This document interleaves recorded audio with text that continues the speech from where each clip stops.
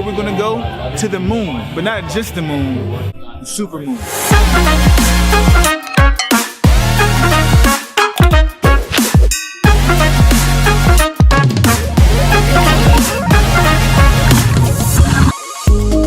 You're listening to the panel on how to build your music brand with NFTs. It was either 6 or 7 years ago at this point when I was launching Killer Merch. We were fulfilling music just for artists, in a sense. And like we were doing their tour merch, their web stores, all of that stuff. And I had the idea of, hey, there's probably other things that we can do other than just musicians, even though that's like my background and what I'm good at. So I actually started reaching out to like influencers like back then. And back in those days, they were, sponsoring like a vodka or a club or a shirt or like whatever. They weren't creating brands themselves. So I reached out and contacted a bunch of people and ended up like creating, the first branded merch store for Mr. Beast, for Ninja, big Twitch guy. Yeah. I also did like Little Dicky's stuff, Van Halen, Kevin Hart stuff. So it's like I've done a bunch of, I guess, like branding type stuff. And at the same time, I'm also in music. So there's these things sort of align when we're talking about the metaverse and music and how you build that brand. Currently, I'm a co-founder of an NFT marketplace called BlueFi, BLEUFI. It's actually launching today, so that's kind of congratulations. Yes, sir. So that's kind of exciting. Love that. Yeah. Appreciate that, Matt. I love this. Please, Alana, after you. Hello everyone, my name is Elena Olbachova. I'm an entrepreneur, writer, public speaker. Previously, I founded consulting companies that now operate in 15 different countries. We're helping projects with marketing, with their PR and branding. And to start with, I also joined the crypto space in 2014, so it was quite a journey for me. I was always a believer in decentralization, and not so long ago I also joined an NFT space, and I built our company Flashback One, that is a gamified platform for entertainment industry, for particularly events and merchants. And I do believe that NFT technology brings so much value to our society and to artists and event organizers. As again I mentioned, I joined the crypto space because I believed in decentralization. I believe that crypto and blockchain technologies can give access to a large number of people to like basic finances, and now it opens more opportunities in art and music industry. And I'm really excited to be on this panel and talk how we can help creators and artists to build their brand. I love that, and one of the things that I'm so grateful about this exact panel and what's happening right now is that we can kind of equip people with some tools in real time just through conversation. So I'll defer back to you for this question, and then we'll just come back around somewhat of a snake order, so that way we're all getting more into it. But to your point that you just made, right, getting artists onboarded into the metaverse, equipping them with the tools they need. What is an access point you think you'd like to emphasize for artists who might be listening to this panel? What are some ways that people can get involved today? I feel to start with, if you look at the music industry, traditional music industry, it's so hard to get access. You have to be rich, you have to have a lot of connections. So we already we exclude so many talented people. And one of my friends worked with one music artist, and I never heard a voice like that in my life. It was something unbelievable, not like from this earth. And I was feeling like, how come this person is not a celebrity? He's better than anyone else I ever heard. And that's kind of like a music industry that we see. And I'm so excited that now with NFT and with metaverse, these artists can actually find their journey to success, right? To a community, to reach out to our people who actually will appreciate their talent. Amazing. And I think that's really exciting part of the whole technology. I love that. Breaking barriers of access down, I love that. Devin, same question to you, man. Yes, I think right now the access is sort of hard. There's not a lot of easy ways to get into this space.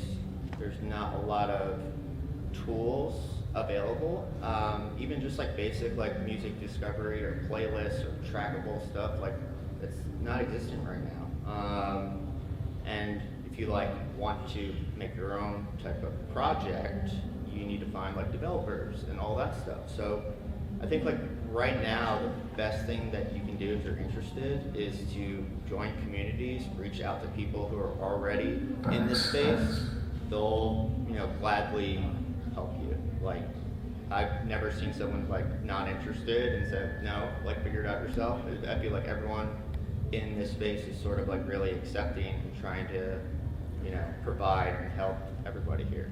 Wow, I love that. And what I love about this panel as well is that we're getting to hear different angles of the same story, right? Like there is this new opportunity that's coming. At the same time, there's barriers to access through education or through accessibility. But it's new opportunities that exist if that education is given. And what I love about this is that we're hearing from the industry side, we're hearing from the innovation side, and we're hearing from the artist perspective. So as an artist, in the music industry, coming into this space, the same question to you as well. What are some ways that you yourself are getting onboarded, but what are some ways that you can also encourage others to get involved as well? Yeah, I feel like truthfully, doing your own research, as Devin was saying, like being a part of the space is getting into I had to make sure, bro. Like, I am not butchering that, but getting into the spaces, getting into the communities, being active, learning, taking time to do some notes and a bit of research before just kind of jumping in is very important, and it can save you choosing the wrong platform. Putting something out there that could potentially be a rug. People can't even use it or access the music you put out. So you chose the wrong one, you didn't know. Which happens. Even celebrities go out there and jump on the wrong platforms and then end up having a rug. They may not have wanted to be the rug, but it ends up being so because the platform's not reliable for 10,000 or a million people trying to download a song. So I just think once you get in, take some time, get with some people that you trust, see some people that are successful in what you're trying to do, maybe study them, see what they're doing, pick up on some of the things that, some of their habits, and add them to your own collection of habits. And you can then sort of shape, the way you want to go about doing it. Because the onboarding process for Web3 is very crazy. There's so much, there's so many steps in between, say for just music, for having a song and then putting it onto the blockchain. It's like mad barriers and mad things you got to go through. Sometimes you got to be approved. You have to know which sites to even apply to. And there's all these different things, but once you're able to kind of navigate through that, then you can find the best course of action for your particular form of art, your particular music. I love that. And as we're kind of going through this conversation, if any of you want to add on additional points to what you said before or what someone else said, please feel free to. My next question is, the three of you have individual things you're all working on that I would love if we highlighted while we have the opportunity. I know it's very important that we emphasize bringing others in, but I also would love to advertise what you all are working on. So, we'll go back down the row. Julio, if you want to start us off, what are some projects that you're working on right now that people can, tune into what you're working on? Thank you again. I'm Julio. I do the music as we've been talking about, but I also have a clothing line called Slim Bob. That's definitely available right now on the website slim.mo, SLIM.MOE. Right now I'm sporting a t-shirt and a hat. Our host is actually sporting a pair of pants. I actually do have the treacherous trousers on. This is a shameless plug. It's very much, it's pretty lit. It's pretty lit. We got some things on display for people to see. I definitely love fashion, almost as much as I love music. I feel like they're both kind of tied and go hand in hand. And what you're wearing kind of makes a statement before people even know who you are, what you have on kind of. And you all look amazing, by the way. Can I just say? Listen, I'm just trying to keep up, bro. You know what I mean? But yeah, that's kind of my thing is outside of music is kind of like the clothes, things like that. But I'm definitely interested to hear what everybody else is working on right now as well.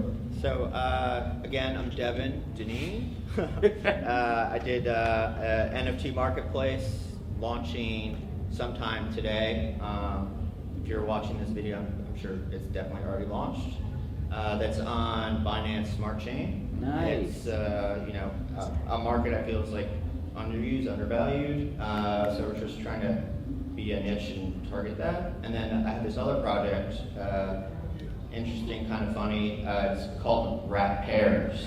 So it's like rappers, but with like pair heads. And essentially, like, the whole reason behind it is that we want to make like a rap DAO that you're taking a bunch of the funds that you raise, and then we're going out and just buying a bunch of the already pre-existing music NFTs on the market. So just sort of like buying up floors, doing collabs, whatever, sort of providing maybe like a stimulus package to what I feel is like a slow music NFT boom that's coming up.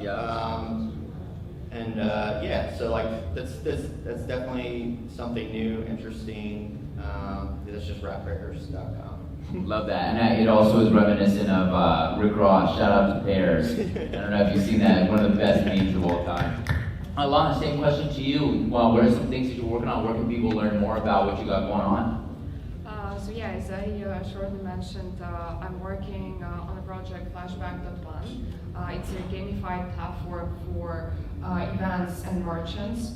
And that platform is actually helping to solve the problem of artists getting into space.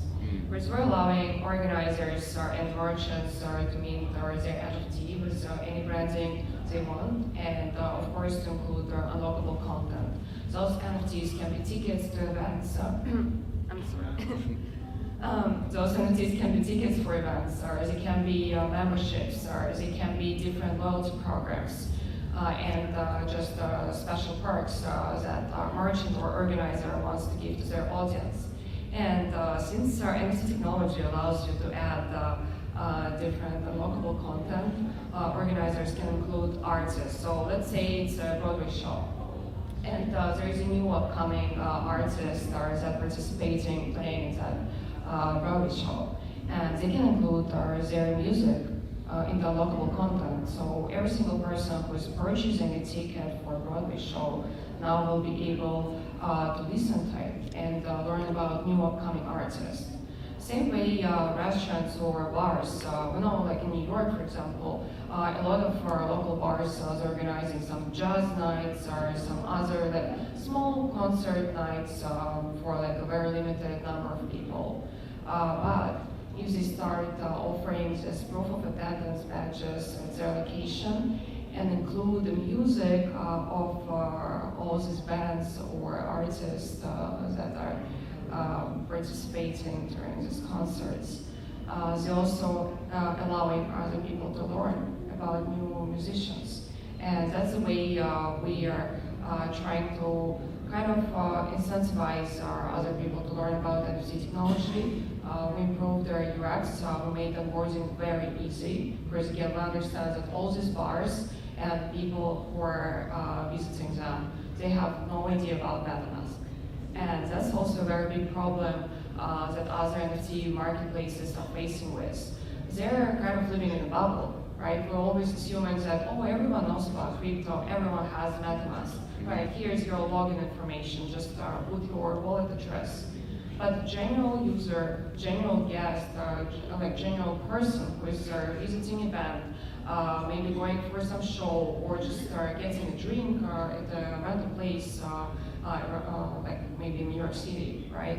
That person doesn't know about MetaMask, doesn't know about crypto, they don't understand NFT. So our main goal is actually to bring people from Web 2 space into Web 3 through easy onboarding and then explaining them why it's important to get MetaMask, why it's important to get ownership, and what are the royalties, and what is unlockable content, and how it can help other artists to get in touch with their community.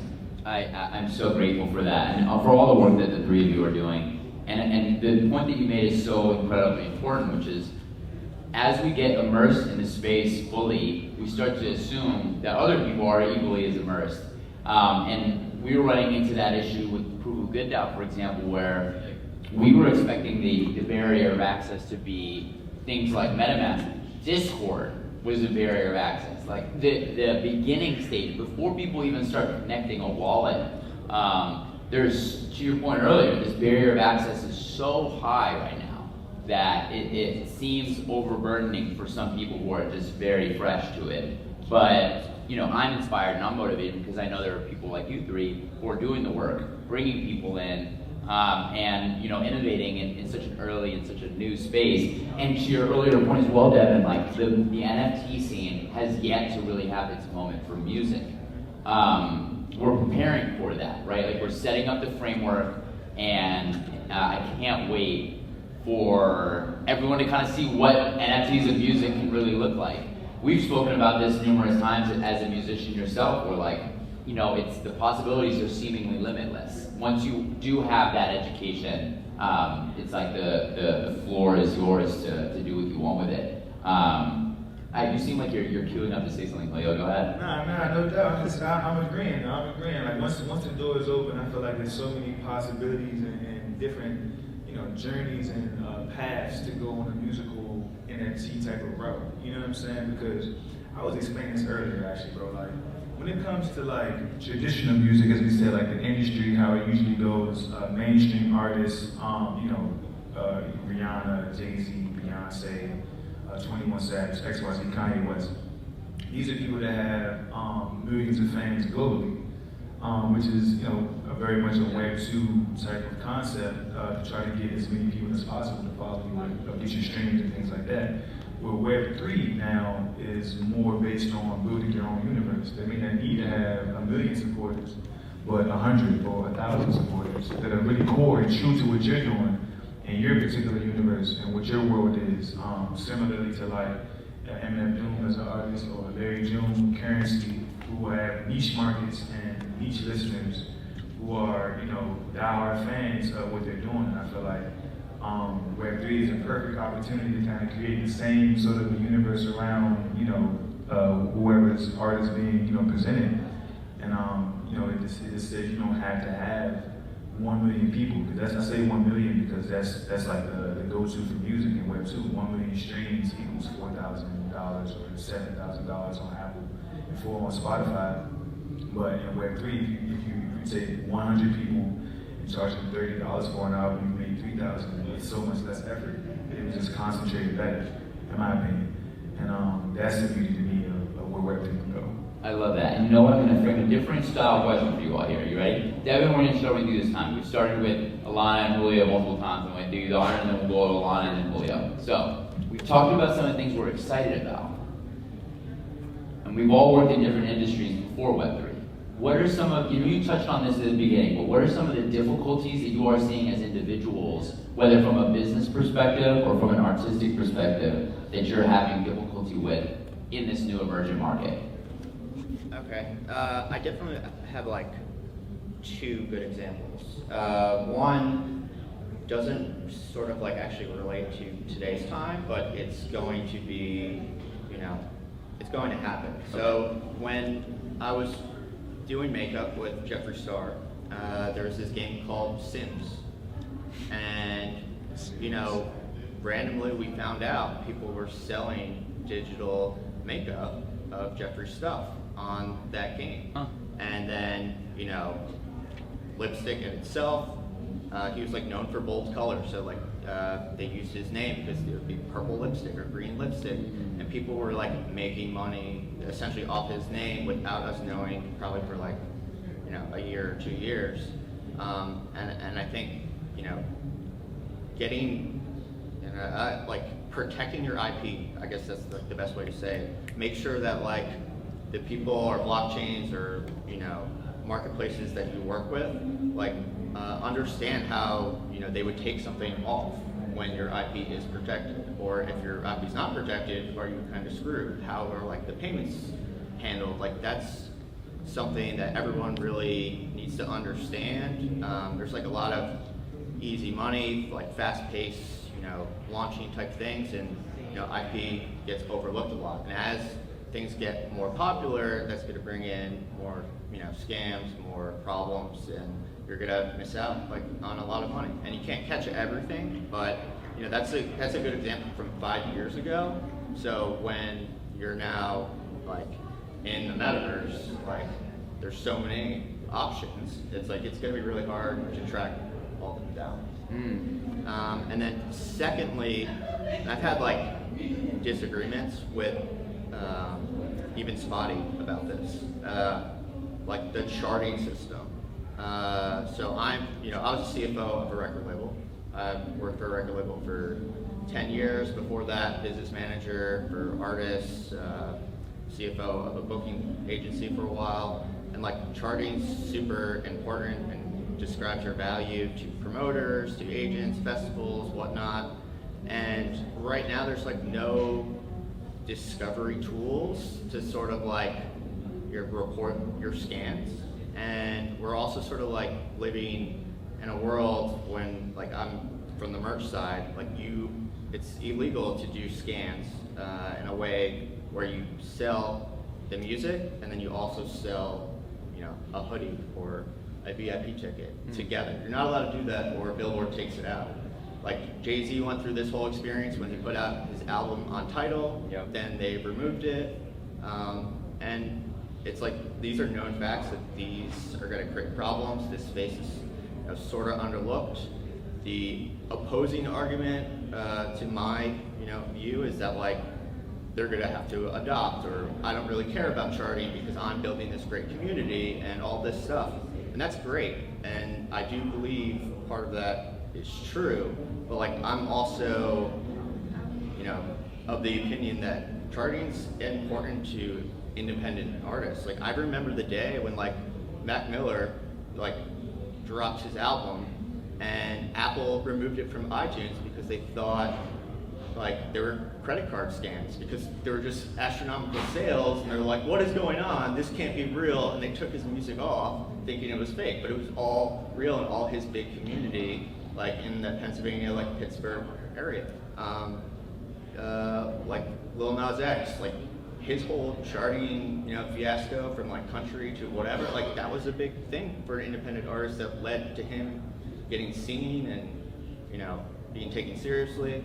So there's like a big element to this charting aspect where you're gonna get both sides of it. People, or in my opinion, people are not. I just think we need better tools to, like I said earlier, for discovery, like getting on playlists, like getting tracks. And when I say tracks, like following how many plays is going on, and if there's any social shares, like all that aspect in the same way they do with streaming or YouTube or all that stuff. Like we need some type of tool right now for that, because like, SoundCloud, like people love that because that's how you find new music, and you're looking at the charts, you're looking at like the top 100. They gave out like awards to people for like being big on that. And it's like we don't have anything like that right now. We just have all these little like individual communities that someone has to, I don't know, like search really, really, really, really hard for.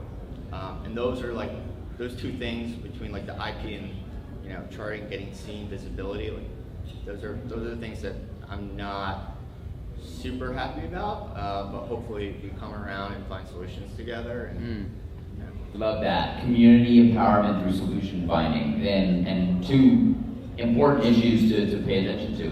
Alana, I would ask you the same question. Are there any issue areas that you're worried about or any points of conflict that you've been seeing? I would actually disagree on IP protection. As a person who lived in 9 countries, including China, I would say your idea, if you have a great idea, it will be copied. And if you have, if you're trying to apply for a patent, it will not actually protect you. Like I kind of feel US people live in a small bubble, because I only hear like all the time the conversation about IP protection here at that extent. And probably today I'm talking like about bubbles a lot, but it is truth. Because, for example, if you look at the Chinese market, it's actually illegally to copy other overseas projects. So this IP protection, like any like patent, will not protect you there. People can still copy your idea. It can be copied in Europe. It's a different law. It's different regulations. And I feel the only way how you can protect your business It's not like hiding like behind some regulation of a specific country. It's actually building your community. It's building your project, building your team in a way that no one can replicate it. And that's what investors asking. If I don't know if you went through VC rounds, I did it on both sides, on the VC side, I did it on the acceleration side, and as a startup founder. And one question that every single investor will ask you, how will you protect your business from being copied by someone else? And they're not even asking about other new projects that going to enter the market. They're asking about big players that can easily get your ideas. They have so much money to pay any attorney that they can afford. You can't afford it. You cannot fight. Your idea will be taken. You need to make sure you can protect it in a different way. And that's also one of the reasons why I really love crypto space. Because communities that we're building here, these communities are so passionate. People are willing to help. People are willing to support our new projects. You can always get a lot of advice, even from from very famous people in the industry. You can hit them on LinkedIn, on Twitter, on sometimes even Instagram, any social media that they have, and you will be surprised that they will reply to you, and they will be happy to help. As long as you have a great idea and you're actually trying to build it, you're not trying just to see the short-term like hype or something like that. If you're actually trying to build something valuable for a community, think about resources that you're utilizing. Don't waste like so much money and funds on like paying your legal fees. Instead, spend this money on something that can actually protect your business in the long term. I'm not saying patents completely useless. If you can feel for one, please do. But I'm just saying it's not going to protect you. Wow, I'm actually very grateful for that, because it's something I was going through with my own business recently. I was getting an LLC, or rather, I was getting a patent file for a copyright, and I might not now. I might still. So I guess what I'll just add to that is when I'm talking about protecting IP, I don't really care about patents or protecting your idea.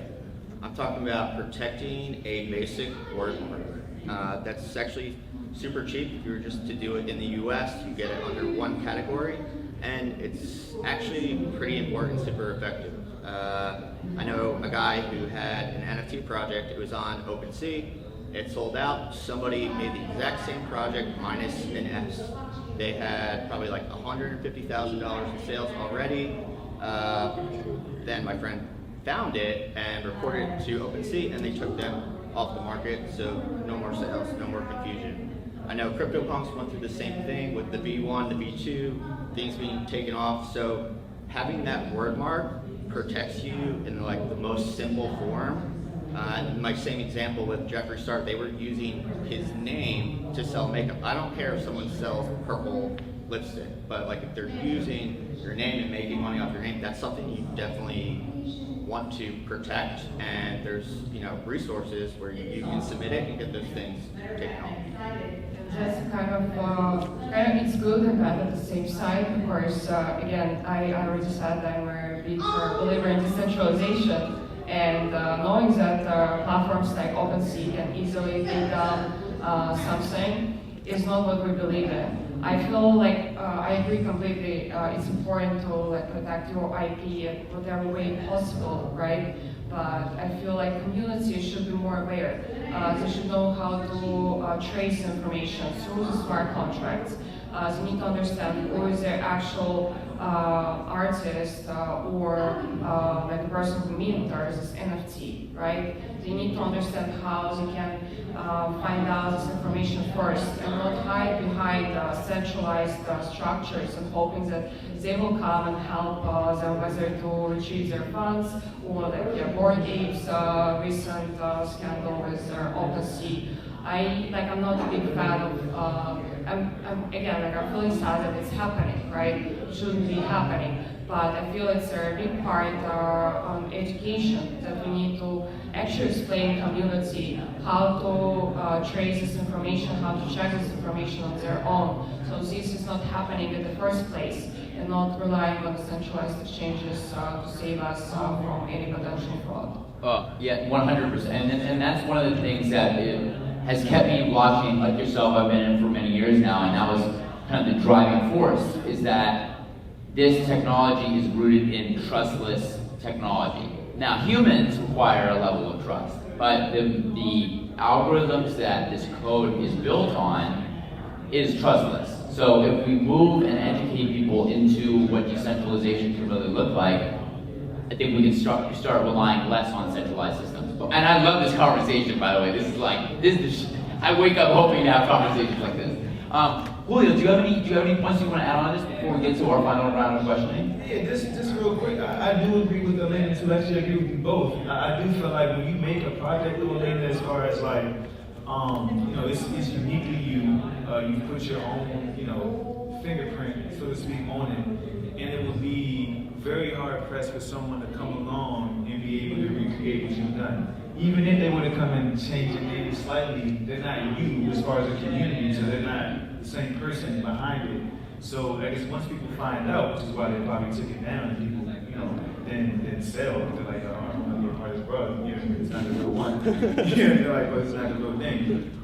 They end up going back to where they actually, found community and, right. The original source, which is why, I try not to worry about too much about, certain names or project names, album names, titles, or topics, because it's a big world out there. And chances are you're not the first one to think about something, or somebody else thought about it at the same time. And not that they copy you, they just also exist in the world. You know what I mean? That was one of the points that I love the most that you were making, is like what applies in the United States might not apply in another country. The centralized systems that we have are flawed in that way, that we live in a bordered world.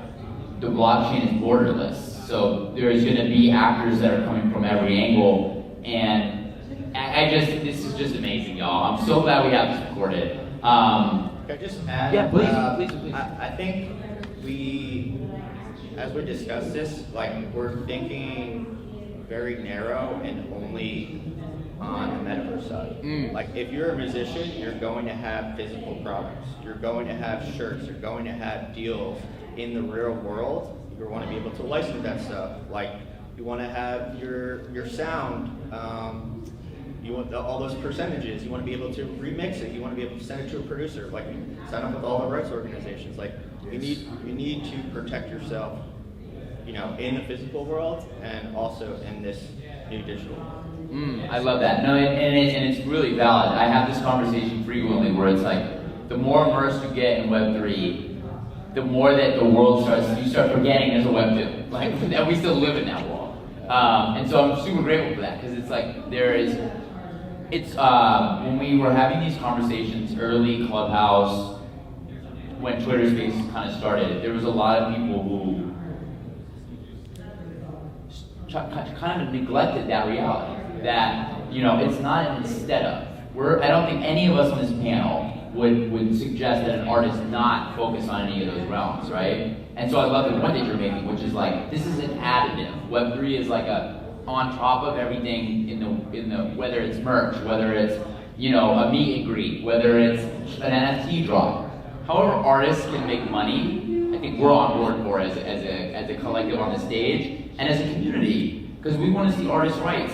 As we're winding down here, final thoughts wise, I think all of us on the stage are very motivated in who we are, and we've all found degrees of success in that. What are some words that you would share with the audience for them to pursue their own business, their own creative expression? What are some words of motivation that you would leave people with today? And we'll start with you, Julio, and with Alana. I think we have the perfect amount of time. 7 minutes seems perfect. I won't take up too much. It's like I was saying a little bit earlier, man. When it comes to being a person, being a human, being an artist, being a part of this world, I think it's so important to understand that we are all I'll say it again, we're all non-fungible, right? We're all unique. We've been built, we've been made, and we are who we are. We're all one-on-ones, and it would be best suited to accept that fact, be who you are, and then you'll be able to grow, outwardly in a more organic and positive type of way, instead of searching for everything that's not within you, trying to be this, or I'll be happy once I have, or once I get this, then I'll be able to do that. It's like, well, then you're looking for happiness everywhere but within yourself, maybe you'll never be happy, So I would just say, if you want to get out here and be an artist and do anything really that you're passionate about, make sure you understand who you are, follow what's true to you. Don't be too stuck to any ethos or any ideologies. Make sure you're flexible to learn new things. And I'll end with that. Love that, man. I fully wholeheartedly agree. Yeah, that was really good. Appreciate it. I guess what I'll just say is, this is about music. I just want to make sure you are trying to get into the space. You don't focus too much about just getting that music out there. Focus on actually building that brand, that community, things that will go beyond just that song or just beyond that album that somebody will, recognize on a TV show or on whatever, on a shirt. There's a bunch of hip hop people that have side clothing, fashion, all that stuff. So it's focus on building our brand, creating that community, offering them different types of experiences or early drops, or there's Young Thug does listening parties at Dave & Buster's. So it's find ways to integrate these NFTs and all this stuff, and just get creative. And so focus on the brand, not just the music. Music is great that we're getting out there, and that's Love that. The music and the brand. Love that. And Alana, after you. I agree on the brand side. And I always start saying, whether it's a musician or a startup founder, it's very important to keep your personality, your own character, because that's something that distinguishes you from anyone else. And that's what people will love, and that's what people will follow. So stay yourself. Don't be afraid to show your character, to show true yourself, because that's what makes you to stand out from competition. And you will be very surprised how many extraordinary people are out there who will be happy to support you. And just don't be afraid to look crazy, because that's what people like. This has been one of those moments in time that I know I will look back on fondly years from now, wow, what a panel. Because I can't say I honestly couldn't have said anything better myself, nor should I try, because I'm on a heavy-hitting panel right now. We're going to be phasing out, y'all. We're transitioning now. This was one of the greatest panels on the planet in history. I said it, not financial advice, it's a fact. Thank you all so much for your time. Thank you for your contribution to music history and all that the three of you are doing. I wish the three of you all the success in the world with everything that you continue to do. And to the audience that is listening, know that we are not alone on the stage in the things that we do. You could be doing it as well. If you follow some of the advice that you heard, be yourself, build your brand, and do you. Because you got one life. Why waste it being someone else? Thank you all so much.